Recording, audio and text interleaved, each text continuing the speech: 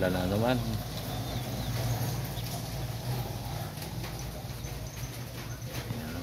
Ayaw na naman lumabay ng ulan. Hihinto, lalakas. Ayan, ganyan ang kuwan ng ulan ngayon. Ayan, pinapakain pa naman natin yung mga alaga natin. Tara, tingnan natin. Ayan yung dalawa, hindi makakain sa labas at umuulan. Napunta natin kambing. Ayan, kumakain sila kahit medyo wangkon sila, nababasa. Pulay pa rin kain nila. Umuulan, tira. Ganyan katiba yung mga alaga natin. Ala yung ulan-ulan na yan, no? Bagya-bagya lang, kayang-kaya nila. Tibay.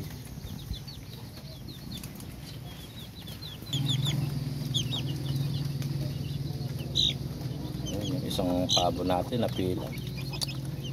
Malaman bakit napila yun. Nakabisaklat yung paa niya.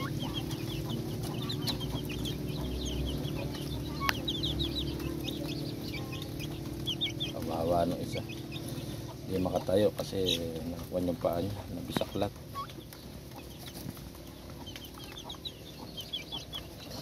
Ang dalawang kiti, oh. Ayan, mukha pa. Yung mga ibang alaga natin.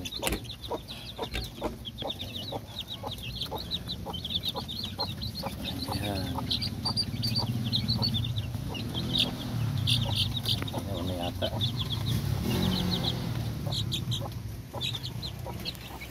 Ayan naman yung isang bibe.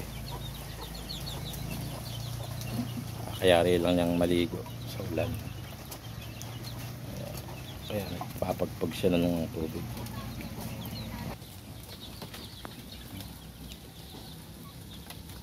Tignan talaga ng mga alaga natin. Sila may pagkain, okay na. Kahit umuulan, kakain sila. Yan ang masarap ng mga alaga. Hindi, ibang kambing nga, iyak na ng iyak yan. Sila naman basta may pagkain. Okay lang, kahit umuulan, kakain sila ng kakain. Hindi sila yung iyakin na kamukha ng ibang kambing. Madapuan lang ng bagya ng tubig ng ulan, ala na, iiyak na. Sila hindi. Bibay talaga, oh.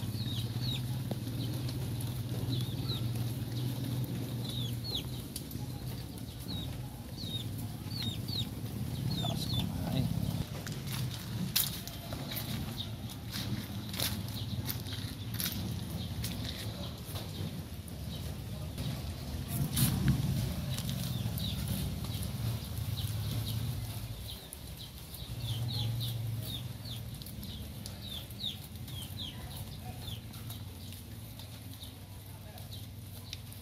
Maligo na. May lalagyan natin ulit ng pagkain. Yung barako, naligo na. Talagang wala siyang pakialam kahit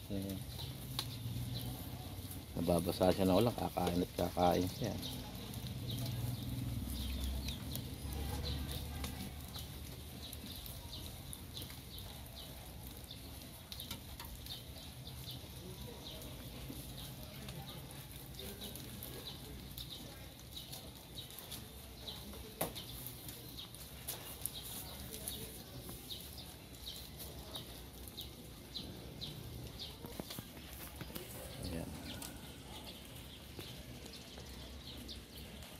May lilim naman silang kuwan, punong kahoy. Kahit na napapatakan pa din sila dyan pag malakas yung ulan, eh. Ayan, kaya yung barako nga, ayan, basan-basa na siya, okay lang sa kanya.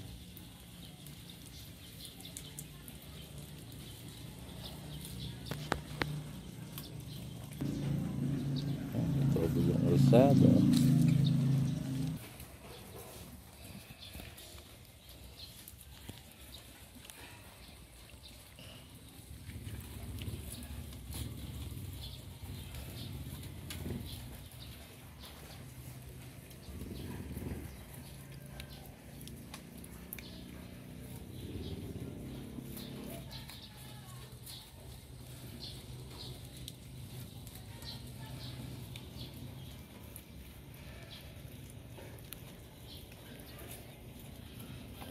hanggang dito na lang. Okay.